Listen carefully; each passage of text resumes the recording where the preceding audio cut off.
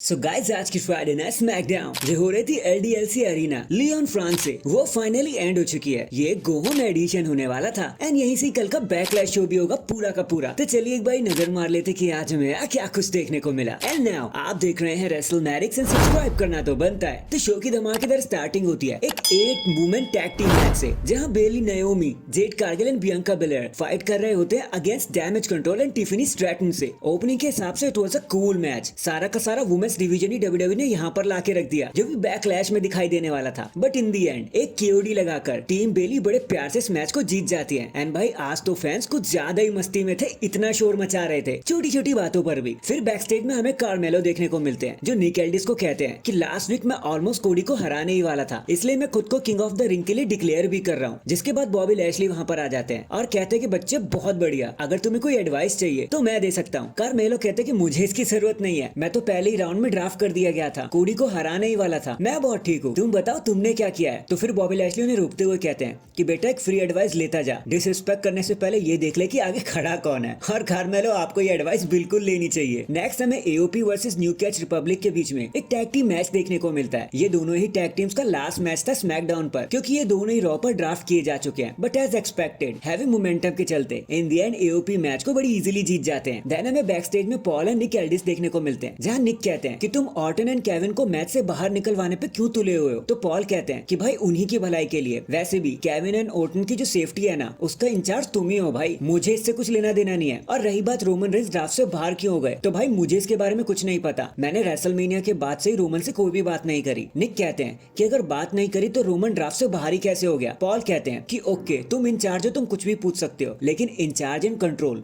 दोनों अलग अलग चीजें होती हैं, समझ गए ना। तो मेरे पास कोई चॉइस नहीं है और ना तुम्हारे पास कोई चॉइस है। निक कहते हैं कि चल ठीक है, तू रेंडी ऑर्टन केविन ओवेंस को अपने हाथों से निकाल देना, कोशिश करना चाहता है तो कर ले, क्योंकि आरकेओ शो पर तो गेस्ट होने वाला है नेक्स्ट। इसके बाद हमें द आरकेओ शो देखने को मिलता है, जहां पहले केविन कहते हैं कि थैंक यू सो मच इतना प्यारा वेलकम देने के लिए। ऑर्टन कहते हैं वैसे तो किसी भी शो पर मुझे बुलाने के लिए कन्विंस करना पड़ता है, लेकिन आपका प्यार इतना अमेजिंग था कि मैं यहाँ पर खुद खिंचा चला आया। केविन ओवेंस कहते हैं कि आई नो ऑर्टन तुम बहुत से कॉल्स का आंसर नहीं करते, बट पॉल को यहाँ पे कुछ इंपॉर्टेंट कहना था तो हमने उन्हें यहाँ पे बुलवा लिया। जिसके बाद पॉल हेमन खुद वहाँ आ जाते हैं और खुद को हमेशा की तरह इंट्रोड्यूस करते हैं एंड रिंग के पास आने लगते हैं और कहते हैं कि आज मैं इज्जत से बात करने वाला हूँ। केविन कहता है कि ऑर्टन तुम इसे सीधा सीधा हार क्यों नहीं दे सकते। तो ऑर्टन कहता है यार आराम से, वो चुपके से आता है। तो पॉल कहते हैं कि आज यहाँ पर कोई भी हार क्यों नहीं होने वाला, जहाँ पर सारे फैंस वी वांट रोमन की चैंट लगाने लगते हैं। तो पॉल उन्हें शांत करते हुए कहते हैं कि भाई आपको ही नहीं बल्कि मुझे भी रोमन चाहिए, बट वो यहाँ पर नहीं है। लेकिन हाँ, अगर आप रोमन से लड़ते हो ना तो एक कंपटीशन होता है, एक टाइटल मैच होता है, एक मैग्नेट्यूड होता है।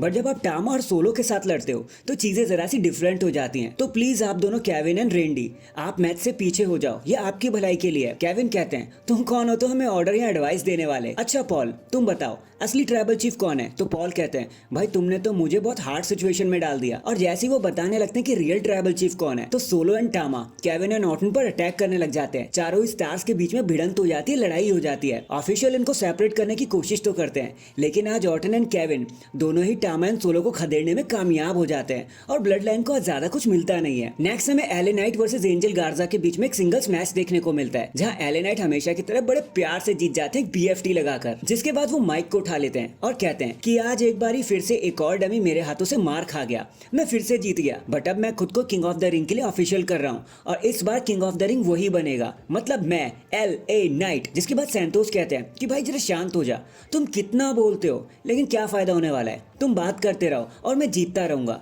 तो एले नाइट सबसे पूछते हैं कि फैंस आप ही बताओ क्या मैं बात करता रहूं, आपको पसंद है मेरे बात करना। तो सारे फैंस हामी भर देते हैं। जिसके बाद एले नाइट कहते हैं कि सुन लिया ना तुमने, ये सब भी चाहते हैं कि मैं बात करता रहूं। जिसके बाद एले नाइट माइक को पकड़कर सैंतोस के ऊपर फेंक देते हैं। वही बैक स्टेज में हमें कार्लिटो देखने को मिलते हैं, जो ब्रायन को इंटरव्यू देते हुए कहते हैं कि यार इतने सालों से मैं डब्ल्यूडब्ल्यूई से दूर रहा, फिर जब मैं डब्ल्यूडब्ल्यूई में वापस आया तो मैंने सोचा कि क्यों ना एक रेसलमेनिया मूवमेंट मुझे मिल जाए। मैं अपनी टीम LW के साथ वो करना भी चाहता था, लेकिन रे मस्टीरियो ने ड्रैगन ली को चुन लिया एंड दैट्स नॉट कूल। उसी की वजह से तो मुझे गुस्सा आया और मैंने उस पर अटैक कर दिया। जिसके बाद इतना सुनते ही ड्रैगन ली भी उन पर पीछे से अटैक कर देते हैं और ये लड़ने लगते हैं, लेकिन ऑफिशियल उन्हें सेपरेट करने में कामयाब हो जाते हैं। नेक्स्ट हमें एक टैग टीम चैंपियनशिप मैच देखने को मिलता है। ऑस्टिन थ्योरी ग्रेसन वॉलर अपने टाइटल को डिफेंड कर रहे थे अगेंस्ट द स्ट्रीट प्रॉफिट्स, जहां बताने को ज्यादा कुछ खास हुआ नहीं। हैवी मोमेंटम के चलते थ्योरी एंड वॉलर अपने मैच को बड़ी बड़ी आसानी से जीत लेते हैं और कर लेते हैं अपने टाइटल को रिटेन। एंड फाइनली ये सारी चीजें लीड करती है हमें हमारे मेन इवेंट की तरफ, जहाँ Cody Rhodes and AJ Styles का फेस ऑफ होना था। जहाँ सबसे पहले कोडी फ्रेंच में पूछते हैं कि बताओ किस बारे में बात करना चाहोगे, तो एजे स्टाइल कह पड़ते हैं यार चुप हो जाओ, किसी को ये बात नहीं सुननी, तुम मुझ पर फोकस करो,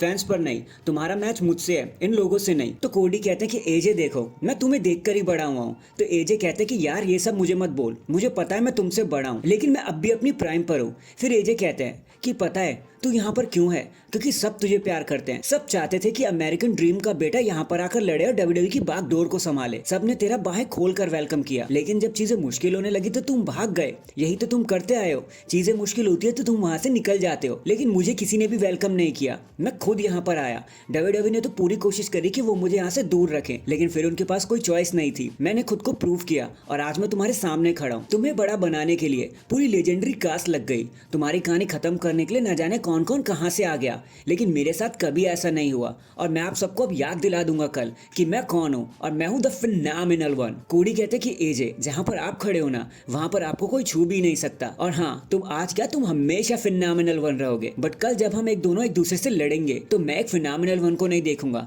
मैं देखूंगा अपना पहला टाइटल डिफेंस को। और टू स्वीट है ये बात, जिसके बाद दोनों के बीच में एक टू स्वीट जेस्चर भी होने वाला होता है, और वो हो ही जाता है। लेकिन एजे स्टाइल जेस्चर को छोड़कर उन्हें थप्पड़ मारना जरूरी समझते हैं और रिंग से बाहर निकल जाते हैं। जिसके बाद हम देखते हैं कि बैक स्टेज में blood line and Owens and Orton फिर भी लड़ रहे होते हैं। सारे उन्हें छुड़ाने की कोशिश कर रहे होते हैं, लेकिन वो छूटते नहीं। एंड डैंग, इसी के साथ हमारी आज की फ्राइडे नाइट स्मैकडाउन यहीं पर खत्म हो जाती है। वैसे आपको आज के शो के बारे में क्या कहना था, और बैकलैश के लिए आप कितने एक्साइटेड हो, कमेंट करके जरूर बताना। एंड चैनल पर नया है तो चैनल को जल्दी से लाइक एंड सब्सक्राइब कर दो। बाकी मैं मिलता हूँ आपसे किसी और अपडेट के साथ, तब तक के लिए अपना ख्याल रखें और खुश रहें।